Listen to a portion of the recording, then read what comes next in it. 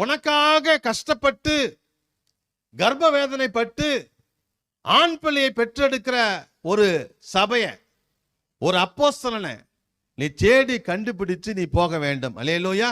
ஒரு சபை எதை பார்த்து போனோம் சொல்லுங்க? ஒரு சபை எதை பார்த்து போனோம்?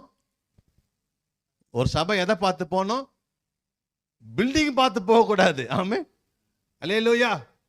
ஒரு சபை எதை பார்த்து போக கூடாது? கட்டிடத்தை பார்த்து போக கூடாது. கட்டிடத்தை பார்த்து நீங்க போனீங்கன்னு சொன்னா நீங்க பரலோக ராஜ்யம் போக முடியாது. Praise the Lord. இன்னைக்கு நிறைய பேர் என்ன செய்யறாங்க?